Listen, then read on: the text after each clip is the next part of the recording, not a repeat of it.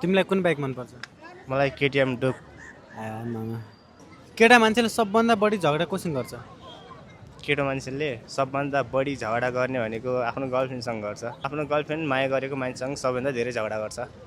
भाग्यमानी केटा चाहिँ को हो? अब जसको गर्लफ्रेन्ड हुन्छ नि, अब केटा रिसाउँदा अब केटी आएर फकाउँछ भन्दाखेरि त्यो अब केटा भाग्यमानी हो धेरै। भाग्यमानी केटा मान्छे त्यो हो जो गर्लफ्रेन्ड आफू रिसाउँदा पनि केटा मान्छेलाई फकाउनु उल्टो आफू नै आउँछ। त्यो केटा मान्छे धेरै भाग्यमानी हो। प्यारेन्ट्सहरू स्ट्रिक हुनुपर्छ कि फ्रेन्डली? फ्रेन्डली हुनुपर्छ। किन भन्दाखेरि प्यारेन्ट्सहरू फ्रेन्डली भयो भने सबै कुराहरू सेयर गर्न मिल्छ, सबै कुराहरू सोध्न मिल्छ। त्यही भएर फ्रेन्डली भयो भने राम्रो हुन्छ धेरै नै। अनि स्ट्रिक प्यारेन्टहरूलाई के भन्न चाहनुहुन्छ?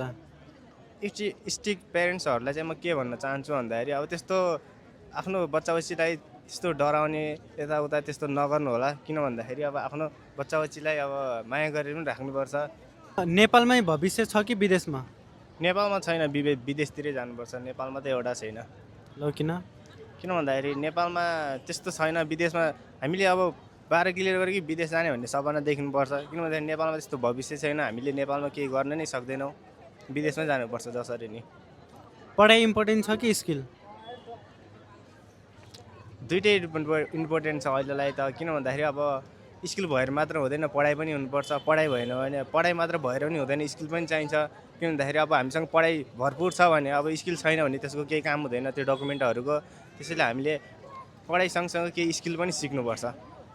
नेपालमा भविष्य छ कि विदेशमा? खै मलाई त विदेशमा जस्तै लाग्छ है। विदेशमै हो। नेपालमा छ त।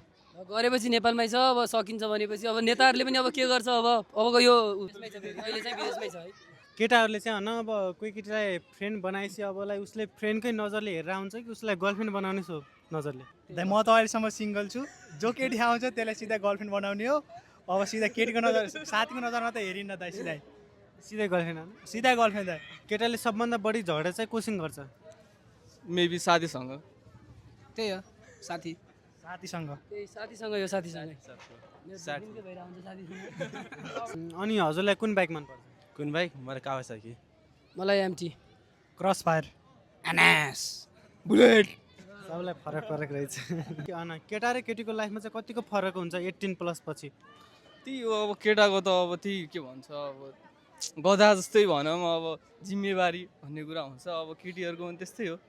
इक्वल मान्छु म त। केटा मान्छे कसको अगाडि मन खोलेर रुन सक्छ? त्यो त मलाई पनि थाहा भएन। ल आमाको अगाडि रुन सक्छ सबभन्दा अगाडि। आफ्नो फेभरेट पर्सनको अगाडि। आमा अर्कोसँग रुन सक्छ, आमासँग रुन सकिहाल्छ। एक्लै हो। एक्लै बसेर हलो नलो। माइन्ड गेम चाहिँ बढी केटाले खेल्छ होला कि केटीले? केटाले खेल्छ। केटाले खेल्छ। केटीले खेल्छ नि दाइ। किनभने चाहिँ 4-5वटा गर्लफ्रेन्ड घुमाएर आउँछ दाइ। गर्लफ्रेन्ड हुँदा पनि हो त्यति हो दाइ। केटी भन्यो त फेरि पहिला केटी भन्यो। ल फेरि भन नि त, माइन्ड गेम बढी कसले खेलेर आउँछ, केटाले कि केटीले? अभियसली दाइ केटीले खेल्छ नि। बोयफ्रेन्ड हुँदा पनि डबल टेबल घुमाएर आउँछ दाइ। हो दाइ हो। अनि धेरै जस्तो चाहिँ खतरा धोका चाहिँ सोझो केटाले खान्छ होला कि प्ले बोयले? त्यही हो, सोझो केटाले। सोझो केटाले हो। प्ले बोय त मेरो साथी जस्तो सोझोले खाइरहन्छ। अब सोझैले खान्छ नि। यो जस्तो हेर्नु न, यसले कतिचोटि खाइसक्यो? 4 चोटि खाइसक्यो। यो गफ दिँदैछ, मलाई त्यो थाहा भएन है। त्यो धोका पाउँछ पाउँदैन, यो गफ दिँदैछ है मलाई। 4 चोटि खाइसक्यो दाइ अहिलेसम्म। केटा मान्छे सबभन्दा कसको साथमा खुसी हुन्छ होला? केटा मान्छे आफ्नो माया गरेको मान्छे आफ्नो साथमा भयो भने धेरै खुसी हुन्छ। अनि केटालाई सबभन्दा बढी हर्ट चाहिँ कुन कुराले गर्छ होला? कुन कुराले?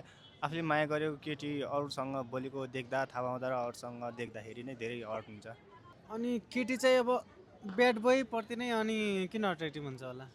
किनकि उनीहरू अब स्टाइलहरू त्यस्तै गर्छन्। उनीहरूलाई लुक्सहरू अलिअलि पैसाहरू भएकोहरू नै हेर्छन्। अनि त्यसरी आजभोलि त झन् जब भएको केटाहरू, अब जस्तै मेरो जब छैन, अब मसँग कोही रिलेसनमा छ भने जब भएको केटाहरू मिल्यो भने अब उनीहरूसँग नै गइहाल्छन् पढाइ।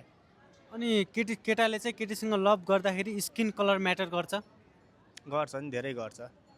पहिले जति केटीहरूले गर्दैन भने पनि अहिले रिलेसन बस्यो नि 1-2 वर्षपछि तिनीहरूलाई नै त्यो कलरले नै ठिक नलाएर छोड्छन् तिनीहरूले। केटा मान्छेले चाहिँ केटीसँग रिलेसनमा जाँदाखेरि उसमा के हेर्छ? उसमा त्यस्तो पहिला केही नै हेर्दैन। फर्स्टमा हेर्ने भनेको बानी बेहोरा नै हेर्छ। उसको ब्याकग्राउन्डहरू केही थाहा नभएर पनि अब अब उसको बानी व्यवहार हेऱ्यो नै अब उसको रिलेसनमै जान्छ। अनि केटी मान्छेलाई चाहिँ केटासँग लभ गर्नुभन्दा अगाडि के हेर्छ होला धेरै जस्तो केटीले?